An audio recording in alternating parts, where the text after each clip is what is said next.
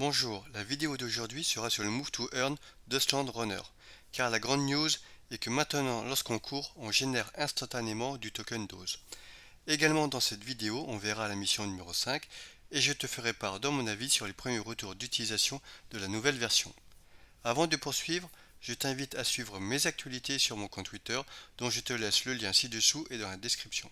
Et surtout, n'hésite pas à liker la vidéo, la commenter et à t'abonner à ma chaîne, cela m'aidera beaucoup à poursuivre. Rentrons maintenant dans le vif du sujet. Désormais, la mission numéro 5, Every Dog Has His Day, chaque chien a son jour, est débloquée. Cette mission comporte 6 scènes et pour l'instant, il n'y a pas de rewards au bout. D'ailleurs, les Rewards 2.0 doivent arriver durant le mois de septembre. Passons maintenant à la grande nouveauté, c'est-à-dire la nouvelle application de course, qui te permet de te géolocaliser et de calculer la distance parcourue ainsi que les précieux tokens dose générés. A noter que pour l'instant, cette mise à jour n'est malheureusement disponible que sur iOS. La version Android arrive sous peu. Pour bénéficier de cette nouvelle version, pour cela, il faut télécharger sa mise à jour et je t'indique rapidement la procédure pour le faire. Alors tout d'abord, il faut aller sur l'Apple Store, taper ensuite Dustland Runner, que l'on trouve très facilement, et donc appuyer sur Mettre à jour, tout simplement. Une fois la mise à jour terminée, ce qui change se passe au niveau du menu avec l'apparition de la barre d'énergie, qui est de 20 sur 20 au début et qui se recharge de 25% toutes les 6 heures. Concrètement, je te donne un exemple d'une course que j'ai faite. Ce que l'on peut voir, c'est que pour 10 énergies, j'ai généré 25 doses. Ça, c'est mon ratio principal et en moyenne, je tourne entre 2 et 2,5 doses par énergie. Ensuite, il y a la distance parcourue et le temps. Cela est à prendre en compte, mais pour moi, cela est secondaire, car lorsque je n'ai plus d'énergie, clairement, je baisse de régime. Donc je passe plus de temps à finir la mission à un rythme beaucoup plus lent. Ensuite, pour ma part, je n'attends pas d'avoir 20 énergies, mais plutôt 10, car je préfère faire un effort intense sur une courte durée, c'est-à-dire 10 minutes, que plutôt sur 20. J'ai également trouvé mon rythme par rapport au temps de recharge, ce qui fait que je cours une fois le matin et une fois le soir. Fais-moi savoir en commentaire si ton rythme de course est le même que le mien ou est totalement différent.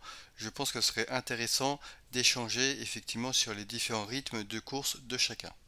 Petite anecdote, dans un Twitter de Dustland Runner, car ils annoncent une personne ayant généré ses premières doses avec un ratio de 272 pour 20 énergies sur une distance parcourue de 2 km.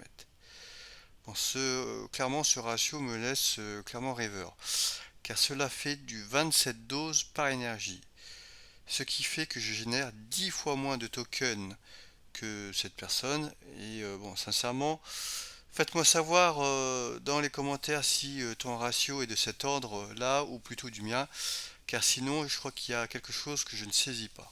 Conclusion, je génère en moyenne 40 doses par jour avec mes deux courses, ce qui fait qu'au cours d'aujourd'hui, c'est-à-dire 1 centime le token dose, ça l'a fait au total 40 centimes de dollars par jour. Donc clairement je me pose la question sur la continuité. D'autant plus que la tendance actuelle des cryptos n'est pas favorable puisqu'on est toujours en bear market et qu'avec le mois de septembre et ce qui va nous arriver tout droit dessus, j'ai bien peur que le dose finisse en Shiba. Cela dit, je trouve que l'idée de la géolocalisation est bonne et le système GPS utilisé est extrêmement efficace et précis et cela va permettre d'éviter beaucoup de triches. Le fait de ne pas pouvoir retirer ces doses est une bonne chose pour l'instant, car dès lors qu'ils vont lancer la possibilité de les retirer, je pense que le token dose va pas résister et il va prendre une claque et il va descendre très rapidement. À moins qu'ils mettent en place des systèmes pour que les utilisateurs stackent leur token dose ou les réinjectent dans le jeu, ce qui est à mon avis la solution la plus favorable. Je reste donc impatient de connaître les autres avancées dans le système dont les Rewards 2.0 et les missions spéciales Pass Ape. Au final, je trouve ce Move to Earn très intéressant et qui réserve beaucoup de surprises. Mais financièrement, cela reste très dommageable car ils n'ont pas su garder leur token à un niveau beaucoup plus haut dès le début.